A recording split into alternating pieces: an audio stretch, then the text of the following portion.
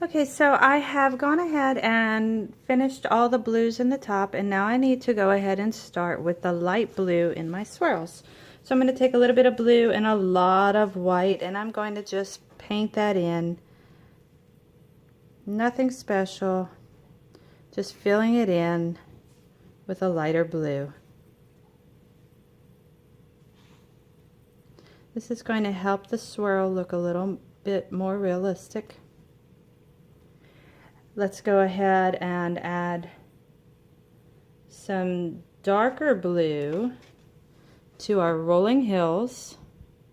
I'm just going to fill them in completely, but then I'm going to add some color. Now, I'm not stressing about the houses or anything because I can paint on top. Those were mainly to help us as a guide. Alright, so I have my main blue. I'm going to take a touch of black. I'm going to throw that in, just in some blotchy spots. Wipe off my brush. Take some white, barely any on my brush. It's not gooped on there, there's just barely any on there. I'm going to turn this so I can get at the right angle. I'm going to put a little bit there and there, wipe off my brush, and tap that in. And that's going to give it kind of a hill-like look. If you make it dissolve away too far, you can add more white. Wipe off the excess off of your brush. And that's just going to give it some dimension.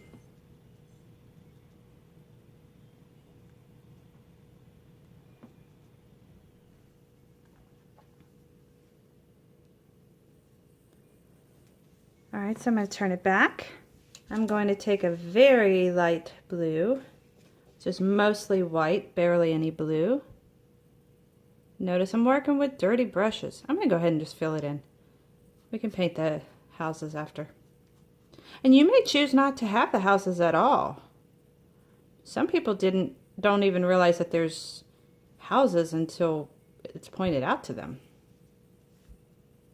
I didn't realize there were houses and churches and stuff down in there until I was taking art history. So there we go. I'm going to wipe off my brush. I'm going to come on in with some black and some dark blue. I want a nice dark color. And I'm going to start with my dashes. And it's not really dashes as much as it is taps. I just want to tap it, but I want them all going the same direction. And I want to follow the shape of my moon, my swirls. The first few are not going to make much sense because they're just blobbed in there. See, that just does not look like a Vincent. But as I add a little white and blue, put that on my brush, start tapping. Keep going around, around, around. When you start adding the white is when it's really more important to get the dashes just right. Whoops. Picked up too much white on that one. Because right now it's just speckled. So now I want to take mostly white, a little bit of blue, swirled on a brush, and we're going to just dashes. Try not to make them too uniform. And if your blues start to blend, add more white. You want that white to pop out.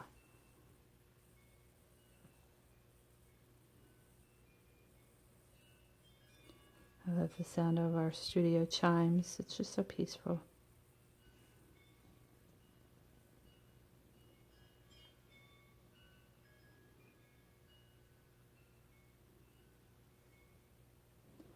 Okay. Just going to tap on top of what I've already done. I think I like it. So now I'm going to do the lighter one. The lighter swirls. Whites. Mostly whites.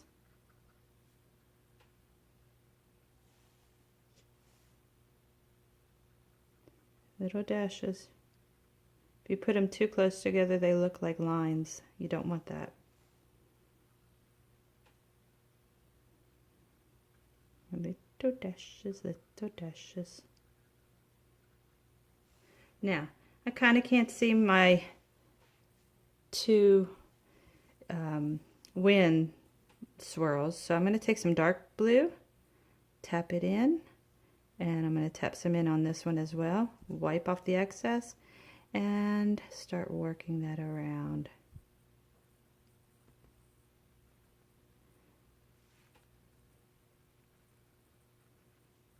That doesn't make sense yet, but watch.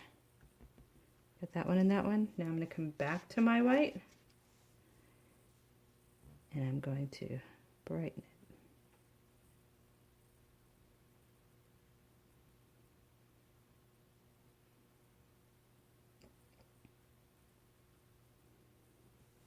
Swirl. I'll lift it up a little bit. A little bit of dark up here. And swirl. Just keep adding whites and darks until you get it the way you want it. I'm doing it quickly because I want you to get it in a relatively speedy video, but it doesn't mean you have to rush. And there's two waves. All right, I'm going to clean off my brush. Oh, you know what I didn't do? I missed a spot right in there with that dark blue. Come in there, tap that in. Now I'm going to go ahead and add yellow to my moon. Notice it's a little bit green. I kind of want that because it's a blend of the blue on your brush and the yellow of the moon. But the moon isn't technically yellow, it's orange. So I want that blend in there because it's okay. I just tapped in. Go ahead and take more yellow. Let's tap in a star wherever you'd like one. Remember, this is your version, not Vincent's reproduction. Okay. Oh, wait, one more thing. Take your yellow and go all the way up. Wipe off your brush. Take a little bit of orange. Toss that in your moon.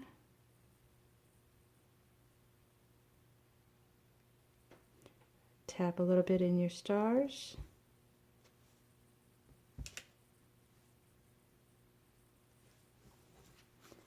I think I put too much in that one. I'm going to tap it away. That's the yellow. Now you can add a little bit of white, and that'll also bring out your stars too.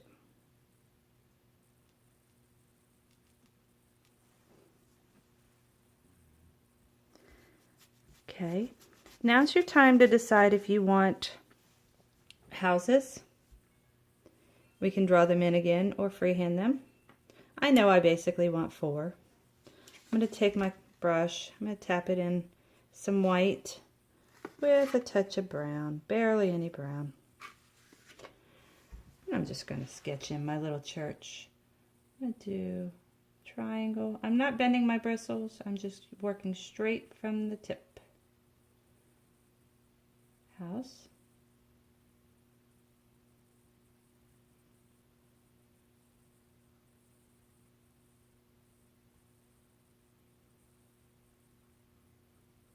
Now I'm not filling in that with the white, I'm going to fill it in with the brown.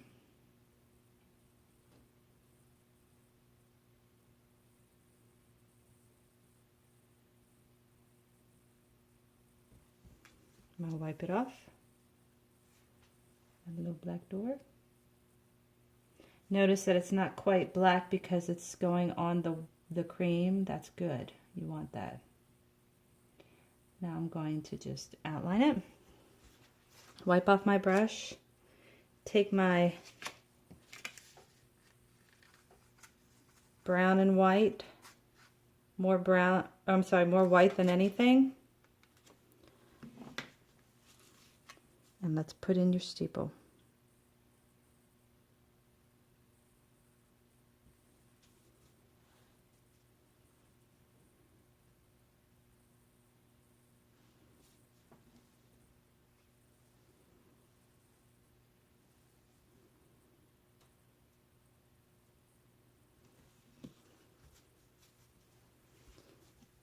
I'll go ahead and do that again a couple more times. I'm going to make my little houses with mostly white, touch of brown.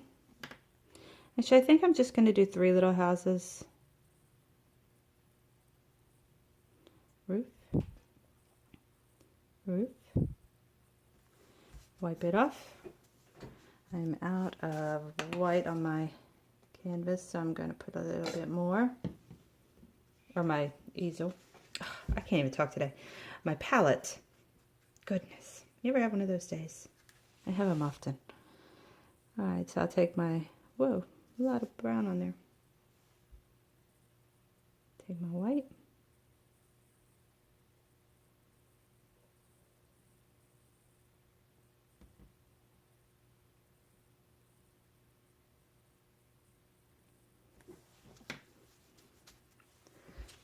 Take my black, barely any on your brush, add your door, add your lines.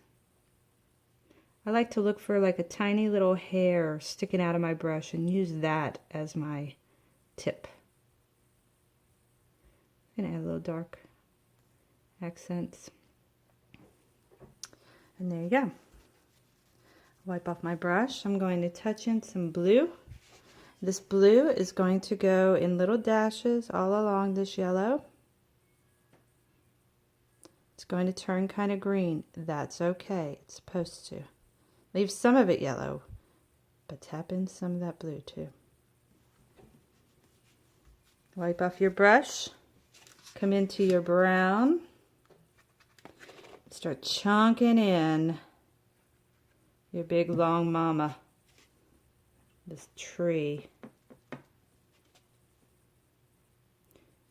Fill it in. Nothing special, just make sure you fill it in.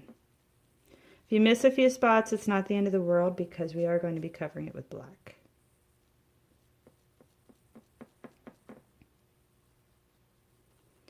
Alright, so that's good.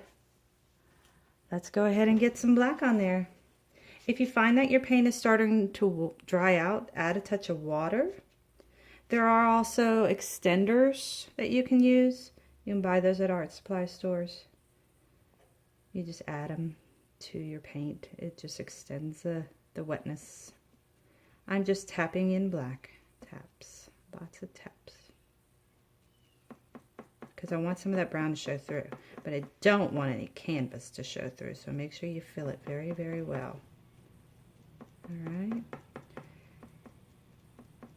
And then the last thing you're going to want to do, wipe off the excess. Grab some white. Stick it on each one of your points. Maybe a little bit in here. Wipe it off so you have a relatively clean brush and start tapping that white. Just tap it a few times, not too many times, maybe like 3 or 4 or 5, 6, I don't know. Just tap, tap, tap. You see how you're adding some highlights? Just gives it a little more dimension. You know what? I don't like this edge here. I'm bringing it out. And remember, you can keep adding to it, subtracting, whatever you want to do to make your own personal miniature Starry Night. Now we will be doing a larger version of Starry Night in the future. This is just our warm-up. One last thing, just before I finish. and I know this is going to sound kind of odd, make sure your tree does not look like a hand or a hand doing a signal, because it's very easy to give it 5 little peaks and then suddenly it looks like a hand sticking up, and that's not what you want. So be mindful of that. You can add, take away, however you want to with your paint to make it your own. Make sure that you sign your artwork, because every artist signs their work. And I hope you enjoyed working with Vincent van Gogh's Starry Night. This was the view he had from his asylum after the famous cutting off of the ear. Basically, he fell in love with a woman and sent her a package, and in that package it contained a neatly wrapped earlobe. And so he was promptly put into an asylum, which is where they don't give you coloring books, they give you lobotomies. Not a good place during that time and age. But this was the view that he saw from his window.